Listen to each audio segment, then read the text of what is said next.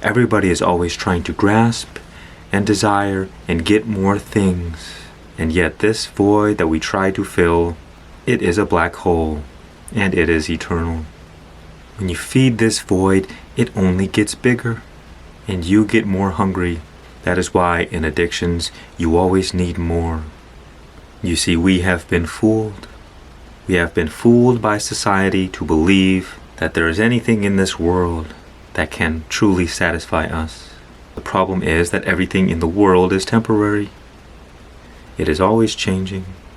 And so no matter what we do in this life, we can never be satisfied by doing. We can never be satisfied by achieving or gaining. But for our whole lives, and probably many lifetimes before this, we have been trying to prove the impossible, that you can find lasting satisfaction in a temporary world.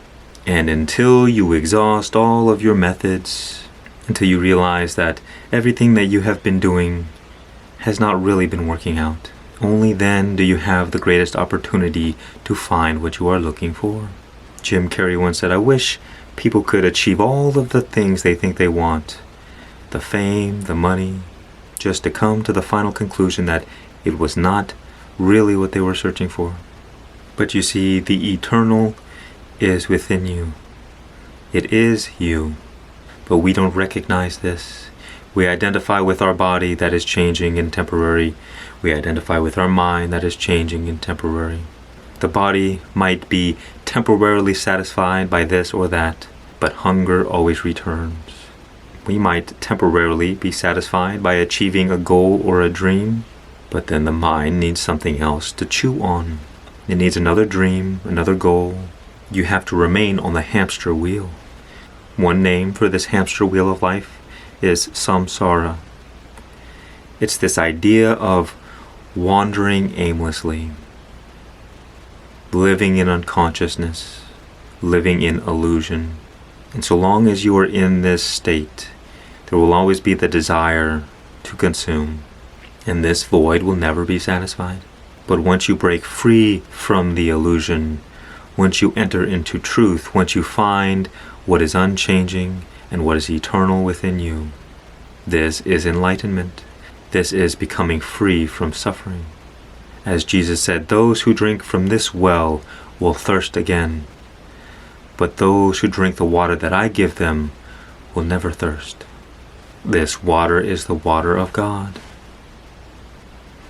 And until you find this, you'll always be stuck wanting more. The key to finding this eternal wellspring, the source of all satisfaction and contentment and peace and love and joy, this is already yours.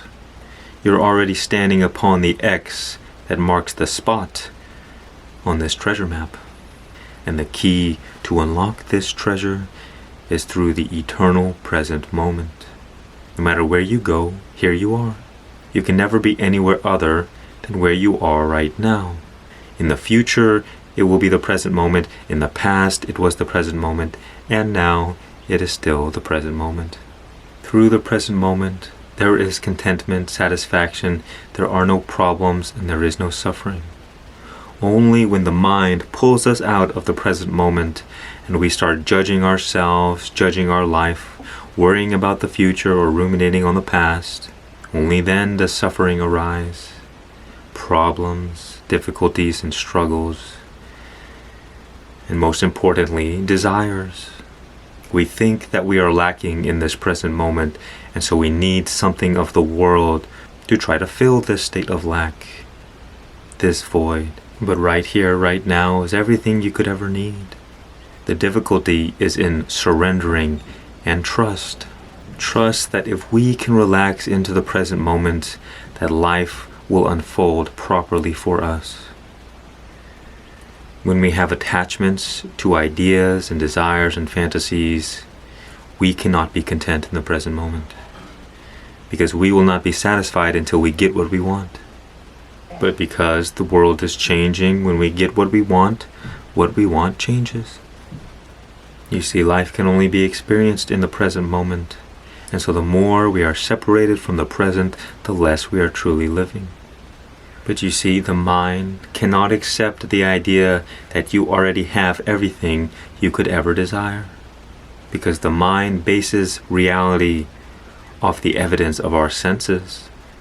So if we perceive ourselves to be in a state of lack, that is the state we will be in. But you are already whole and complete. The only thing that keeps you from this realization, that keeps you from everything that you have ever wanted, is simply your belief. Your belief, your identification with the changing. If you think about it, the world is a whirlwind of change. Change is happening all the time. And if you are stuck in the middle of that storm, you will not experience peace.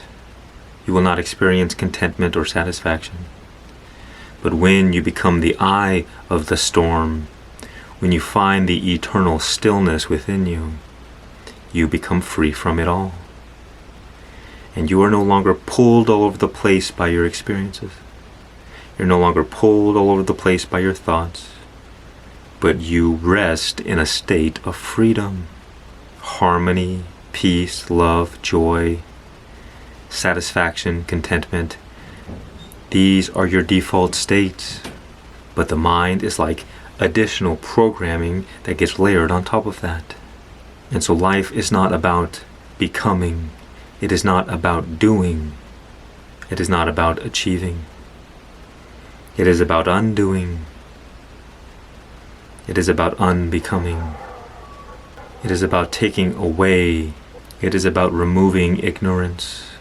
The secret is quite simple, although not always easy to follow. And that is, simply be here and now. And don't add anything on top of that. Don't be here as a person, as an individual. Don't get caught up in the story of your mind, but simply remain as you are. Because when you simply be here now, you are in complete and total harmony with the flow of life. When you discover the limitless, the eternal, when you turn to God, when you discover the true nature of what you are, this is enough to fill that void.